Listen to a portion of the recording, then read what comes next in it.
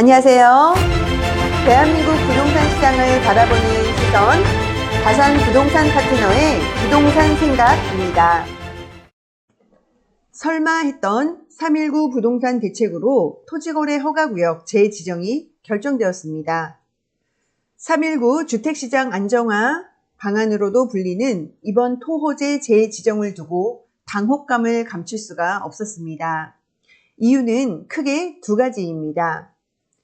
첫 번째로 토호재 해제 발표 이후 불과 한 달여 만에 나온 결과라는 것입니다.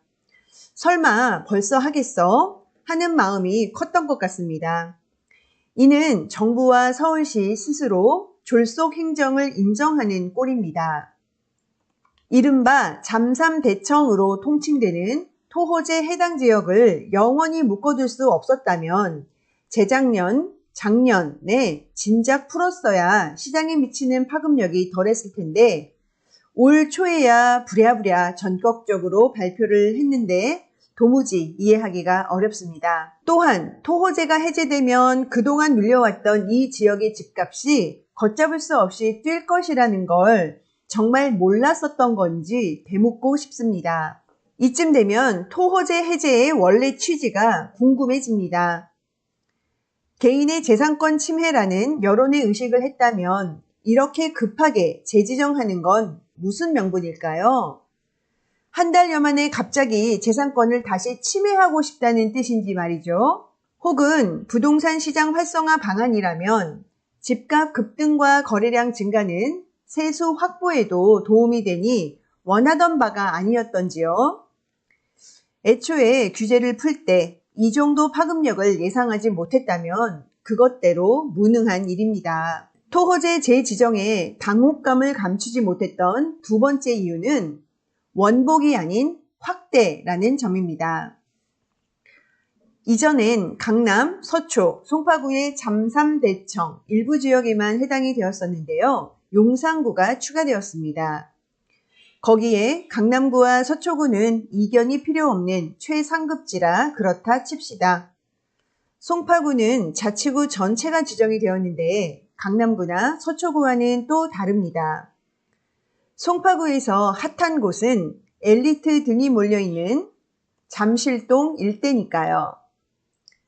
신천동에 위치한 파크리오나 가락동의 헬리오시티는 규제에서 비켜갔었는데 이번엔 모두 포함이 된 것도 다 비싼 아파트니까 또 그렇다 칩니다. 잠실역 주변에서 벗어난 지역 중 아파트가 거의 없는 삼전동, 또 송파 중부 라인의 석촌동, 가락동, 더 들어가 오금동과 문정동, 송파 끝자락의 장지동, 마천동, 거여동까지 다 때려 넣은 것은 너무하다라는 생각이 듭니다. 물론 여기 아파트가 규제를 받지 않아도 될 만큼 저렴하다라는 뜻은 아닙니다. 예전에는 조정지역을 선정하며 핀셋 규제를 적용했었는데 이렇게 자치구 전체를 뭉뚱그려서 다 넣은 것은 전형적인 탁상행정이다라는 의심을 지을 수가 없습니다. 더구나 성남시와 붙어있는 송파 위례는 위신선이 무산되면서 오히려 집값이 떨어진 지역인데 토지거래 허가구역이라니요. 그럼 토지거래 허가구역 재지정에 따른 효과에 대해서 생각해 보겠습니다. 원래 집값에 대한 재견해는 2025년 상반기 저점을 벗어나 하반기에는 본격적인 반등이 일어나고 2026년에는 서울 아파트의 역대급 공급 부족과 맞물려 상승장이 펼쳐질 것이라고 예상을 했었습니다. 그런데 올해 1월 14일 느닷없이 오세훈 서울시장의 토호재 해제 적극 검토 발언 이후 잠실 아파트를 중심으로 불이 붙었고 송파, 강남, 서초구 신고가가 연이어 터지게 되었습니다. 불길이 마용성, 강동구로 번지자 결국 토호재 재지정이 되는 촌극이 벌어진 것입니다. 이번 지정의 효력은 3월 24일부터 9월 30일까지 6개월간 발생을 하며 추후에 연장도 적극 검토하겠다라고 합니다. 강남 3구와 마용성 그리고 강동구까지 넘어서 최근엔 노도강까지 상승세가 퍼져나가고 있었으므로 후폭풍이 예상이 됩니다. 현재 의견은 두 가지로 갈리죠. 토호제 재지정으로 시장이 싸늘하게 식어갈 것이라는 의견과 풍선 효과로 주변 지역의 집값이 들썩일 것이다 라는 의견입니다. 서울 상급지 아파트 불패 신화를 다시 한번 확인한 셈이 되었으므로 안전자산으로서의 가치는 앞으로도 변함이 없을 것 같습니다. 누구라도 돈만 있으면 일단 서울 아파트 한 채 사놓고 보자라는 게 대세가 되었으니 아주 틀린 말도 아니죠. 강남권 집값이 크게 오르면서 주변 지역에 갭 메우기식 풍선 효과도 있긴 할 것 같습니다. 그런데 상방이 막혔다는 건 한계가 있다는 것과 동일한 의미입니다. 당분간 강남과 잠실 등등이 잠잠할 것 같습니다.